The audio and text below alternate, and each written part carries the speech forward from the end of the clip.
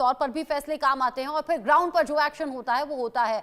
अभी हम समझे कि एक पड़ाव हमने पार किया है, अगले पड़ाव की बारी है और उसका इंतजार है। साथ ही मुझे ये बताइएगा, शहबाज शरीफ का इसको लेकर कोई रिएक्ट ना करना, उधर पाकिस्तान में जो खलबली मच रही है, जो एनएससी की मीटिंग चल रही है, तीनों सेना प्रमुख हैं, वहां एयरबेस पर एयर चीफ मार्शल पहुंच गए, ये खलबली क्यों?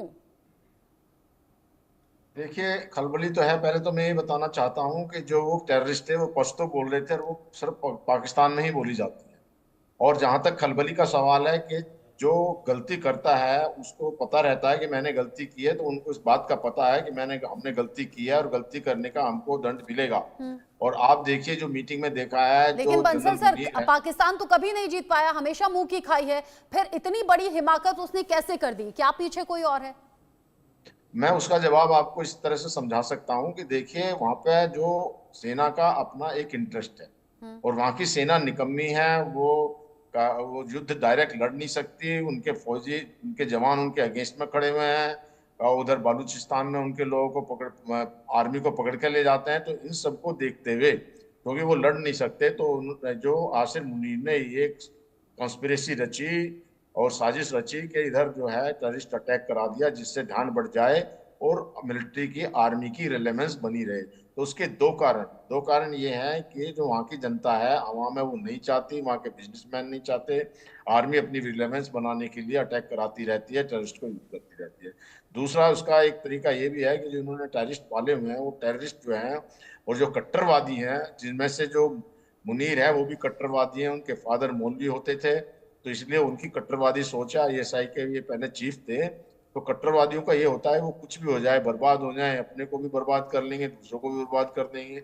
और जो वो उनसे अपनी बातों से या वो कट्टरवादी से बात नहीं आते। ये कोई यहाँ का ही मामला नहीं है। आप चाहे देख लीजिए, हमास को देख लीजिए, हिजबुल्लाह को देख लीजिए, हूती को देख लीजिए, सब बर्बाद किए जा रहे हैं। जितने भी रेडिकल इस्लामिस्ट हैं, उनके कंट्री में सब में भूखे मरने के हालात है। ईरान भी है, सीरिया है, पाकिस्तान भी है। जो लिबरल कंट्रीज हैं वो भी मुस्लिम हैं, जैसे कि सऊदी अरबिया है, यूएई है, कितने खुशहाल हैं। यूएई में जो भारत का एक हिंदू मंदिर बनाया हुआ है, जो ओपन जिसकी थिंकिंग है, वो प्रोग्रेस करते जा रहे हैं। और जो कट्टरवादियों को पाल रहे हैं, वो कट्टरवादी जो बन रहे हैं टेररिस्ट, उनका काम ही टेररिज्म है, वो फिर इनको भी दुखी करते हैं। तो इसका जो मेन कारण है कि क्यों किया, तो उसका जवाब मैं इस तरह से ही दे रहा हूँ कि वो जानते हुए भी अपनी कुर्सी को बचाने के लिए अपने देश को, अपनी जनता को बर्बाद करा देंगे, करा दिया। अब जो पानी रोक लिया गया, प्यासा मरना है, भूखों मरना है, खेती नहीं होगी और जो है उनकी मछली पालन नहीं होगा, बिजली नहीं मिलेगी, तो ये तो हो गया ना। तो उन्होंने अपने को बचाने के लिए ये कर लिया। अब आप मीटिंग में बैठे थे, मुनीर का मुंह छोटा सा, वो सो गलती, मतलब उसको सब कह रहे होंगे अभी ये तूने क्या किया, तो वो एक कोने में चुपके बैठा हुआ। वैसे तो पहले उस दिन जब तकरीर कर रहा था, वो चौड़ा होकर तकरीर कर रहा था और जो प्राइम मिनिस्टर है वो एक कोने में बैठे थे। तो ये जो है सब अपने सेल्फिश इंटरेस्ट के लिए मुनीर ने किया है। और वो मुनीर जो ये करने का यही सिर्फ एक कारण है।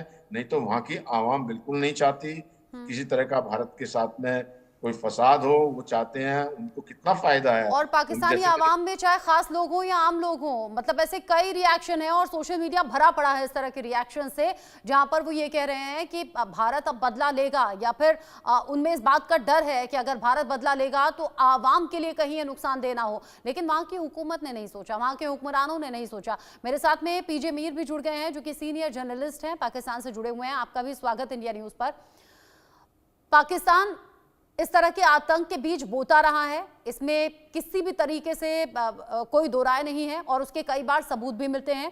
पहलगाम में जो ये आतंकी हमला हुआ है, उसके तार फिर से पाकिस्तान से जुड़े हुए नजर आ रहे हैं। लेकिन बड़ा हैरानी भरा रहा कि शहबाज शरीफ की तरफ से ना कोई कॉल गई, ना कोई सोशल मीडिया पोस्ट हुआ, ना ही किसी भी तरीके से इस आतंकी हमले की कोई निंदा हुई। असेंबली में बिल्कुल इसको कंडेम किया गया है। नेशनल असेंबली आप देखें, उसके अंदर इसको कंडेम किया गया है। पाकिस्तान में आम शहरी, उसने भी इसको कंडेम किया है। और ऐसी कोई बात नहीं है कि जहां भी कोई दहशतगर्दी होगी, दैट विल बी कंडेम। सबसे बड़ा तो नुकसानदेह किसको है दहशतगर्दी का? पाकिस्तान को, जहां के over 100,000 people have died.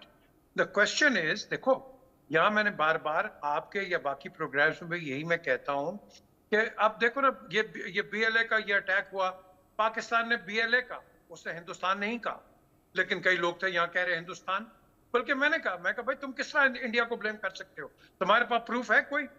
The question is, आज जो पहलम में हुआ है ये गलत है, ये बिल्कुल गलत है, इट इज अनएक्सेप्टेबल। लेकिन ब्लेम पाकिस्तान को कर देना without any rhyme and reason is not the way forward. The way forward is immediately Indian security agencies and Pakistani security agencies should get their heads together, और ये जिन्होंने किया है इन perpetrators को इनको पकड़ो, इनके लिए कोई माफी नहीं है, वेदर इंडिया हो या पाकिस्तान हो, ये दहशतगर्दी है। और इसके अंदर इस हमले से एक हफ्ते पहले आसिम मुनीर ही बता रहे थे अपने एक संबोधन में, हिंदू मुसलमान का फर्क वो बता रहे थे और बता रहे थे कि ये लोग यानी कि हिंदू हमसे कैसे अलग हैं, किस आधार पर भारत और पाकिस्तान का बंटवारा हुआ, ये सब इन सब की